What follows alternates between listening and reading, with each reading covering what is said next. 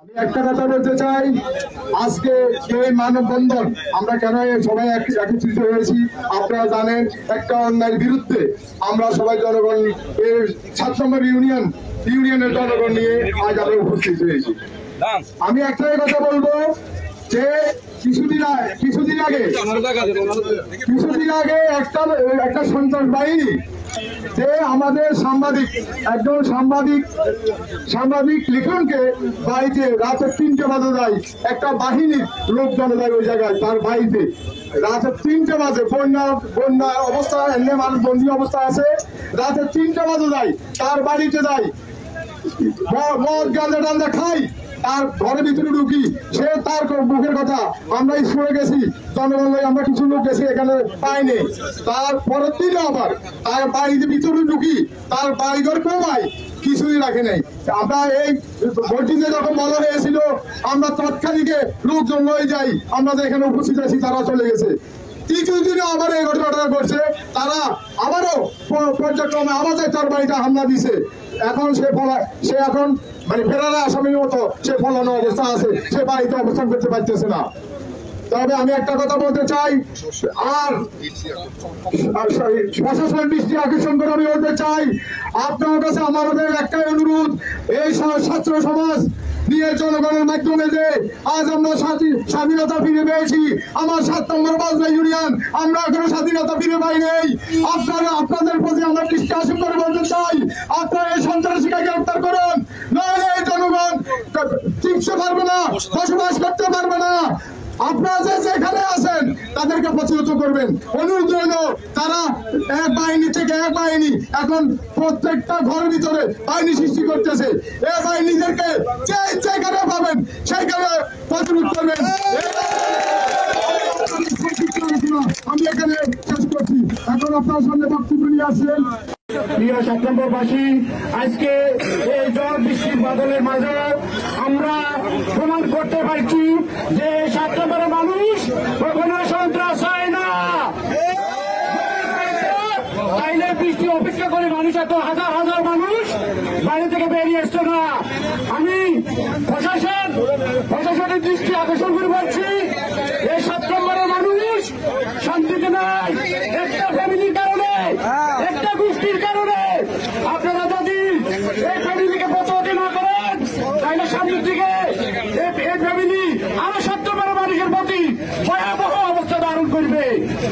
প্রিয় 7 নম্বরবাসী, আমি আপনাদের কাছে বিনীতভাবে রিকোয়েস্ট করতেছি যে এই আমের বাহিনী, এই মিলন বাহিনী, এই জমির বাহিনী যে যেখানে পাবেন তাদেরকে পিড়িয়ে প্রশাসনের হাতে তুলে দিবেন।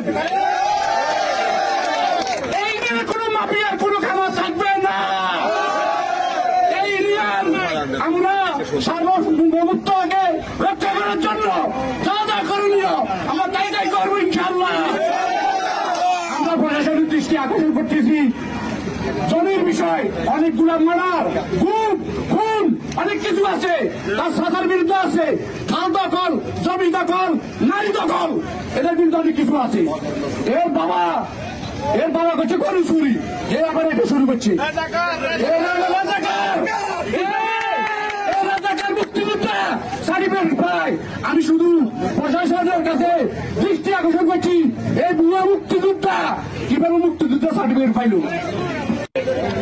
আমি গত 24/8/2024 স্কুলে যাই, যে আমার এক বাতিজা থাকে আমেরিকাতে, উনি বলল যে কতজন আছে এই শরণার্থী আছে, ওনাদের কিছু টান দেওয়া হবে। এই মর্মে আমি ওখানে গেলাম, যাওয়ার পরের দিন এরপরে যে সন্ত্রাসী আবেদার হলা জনি আমারে বলল যে কি কার থেকে অর্ডার নিয়ে আসো, কেন আসছো, কি আসো বিষয়। আমি বললাম তো তুমি এর ভিতরে না, আমি আসছি কিছু ত্রাণ দেওয়ার জন্য। এবং আমার বাতিজা বলছে, সে বললো যে তাহলে টাকাটা আমার কাছে দিয়ে দাও, 2 লাখ টাকা দিয়ে আমার। এটা আমি কি এখন টাকা নিয়ে আসছি, 2 লক্ষ টাকা তোরা কত দিতাম, ঠিক আছে। এই কথার লগে আমার দিল ধাক্কা দেওয়ানোর লগে আমি পড়ে গেছি। আমি অসুস্থ মানুষ, হার্টের রুগী। ওইখানে উপস্থিত ছিল হাজী মোহাম্মদ মুর্শিদ আলম এবং ফখরুল মিয়া পারুল, আরো ওই রহিম ভাই এই রসুলপুরে। এরপরে যাক আমার এক ক্যামেরা আটক করে রাখলো, ক্যামেরা আটক করে রাখি বলে যে তুই টাকা অঞ্চলে ছুটতে পারবি না, তুই 2 লাখ টাকা আমার কাছে দিয়ে যা, আমি এখানে খাওয়াম। এই মর্মে যাইয়া এরপরে যাক এলাকাবাসী খবর পাইয়া যায় আমাকে ওখান থেকে নিয়ে আসছে, নিয়ে আসার পরে এরপরে দিয়ে আমি চাটা খাই, আমি জানি যে ও সেই দিয়ে আসবো, স্বাস্থ্য উপদেষ্টা আসবো এখানে বলতে এবং উনি সব আসবো। আমি উনি সবের কাছে গেলাম, যাই উনারে আনলাম, মিলিটারি আসলো, উনি সবকে বললাম, তখন উনি আসছে, আসি উনি আমার বক্তব্য দিল, তার গায়ের মধ্যে পুলিশ জামা ছিল।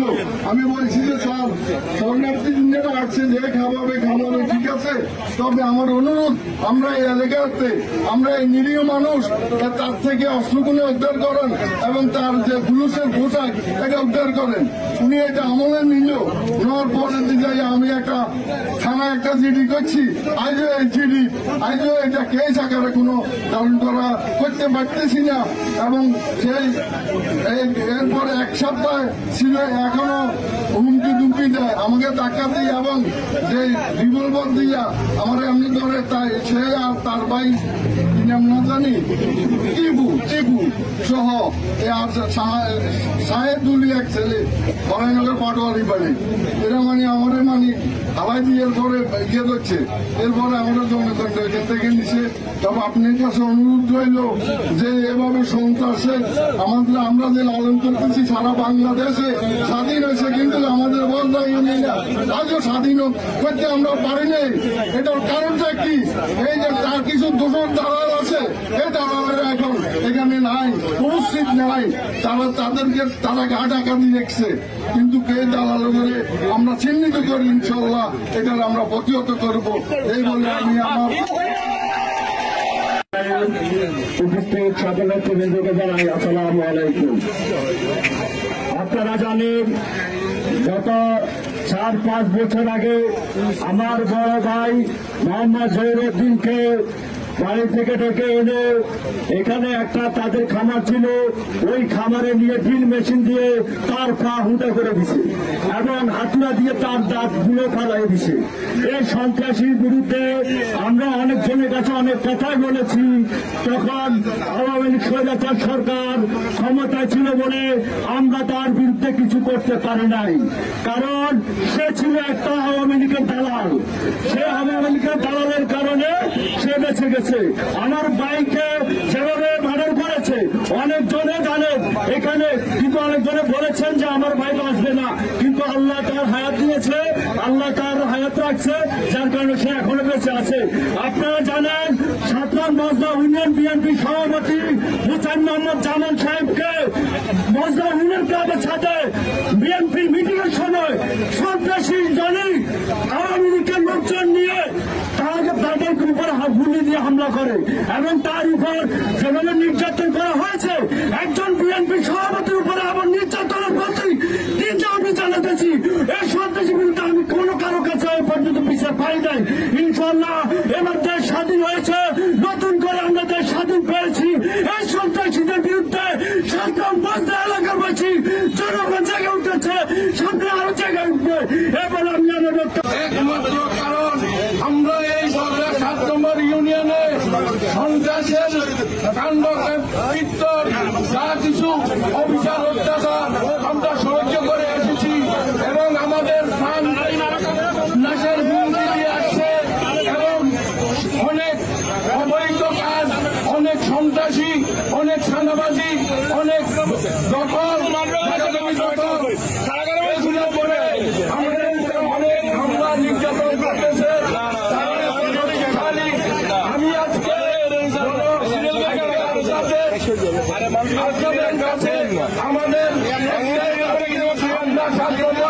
ইউনিয়নের এলাকাবাসী সবাই একসাথে আমরা সন্ত্রাসের বিরুদ্ধে ঢুকে দাঁড়াবো এবং সন্ত্রাস নির্মূল করা আমাদের মন্ত্রীবাসীর একটাই দাবি, সেটা হলো সন্ত্রাসমুক্ত মন্ত্রী চাই, মাদকমুক্ত মন্ত্রী চাই এবং অস্ত্রমুক্ত মন্ত্রী চাই। যাদের কাছে অস্ত্র রয়েছে, যারা সন্ত্রাসী, যারা মাদক কারবারি, অবশ্যই থানাতে তাদের তালিকা রয়েছে। অবিলম্বে সেনাবাহিনীর মাধ্যমে ওই সব সন্ত্রাসীকে গ্রেপ্তার করে দৃষ্টান্তমূলক শাস্তি